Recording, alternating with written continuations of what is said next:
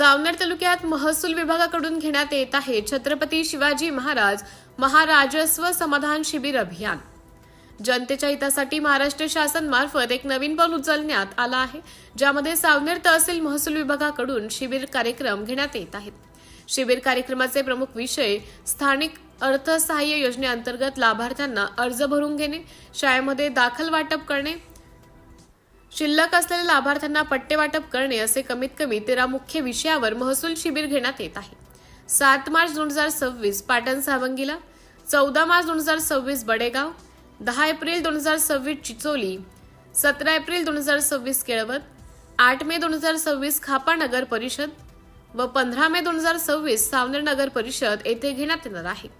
शिबिर कार्यक्रमाचे मुख्य कारण असं की महसूल प्रशासन लोकाभिमुख, कार्यक्षम व गतिमान करणे, सर्वसामान्य जनतेला, शेतकरी, विद्यार्थी व महिला यांचे महसूल विभागाशी संबंधित दैनंदिन निराकरण करणे व जनतेच्या तक्रारी त्वरित निकाली काढणे ही सर्व माहिती आज दिनांक 5 मार्च रोजी दुपारी 5 वाजता उपविभागीय कार्यालय आयोजित पत्रकार परिषदेत उपविभागीय अधिकारी संपत खलाटे यांनी दिली।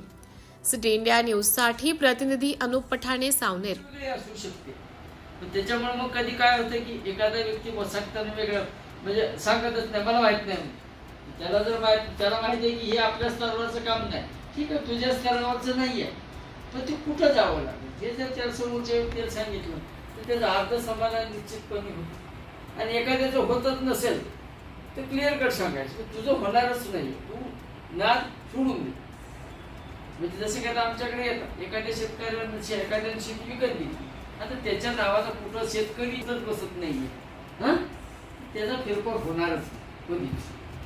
म्हणजे जेव्हा भविष्यामध्ये जसं तुकडेबंदीचा कायदा काढला आणि 15/11/1965 ते 15/10/2024 या कालावधीमध्ये ज्यांनी तुकडेबंदीचं उल्लंघन करून शेती विकत घेतली आणि जे झोनमध्ये बसतात त्यांचे रेग्युलर करा असं शासनानं कायद्यात दुरुस्ती केली, तशी कायद्यात दुरुस्ती केली त्यांच्या नावाने सातबार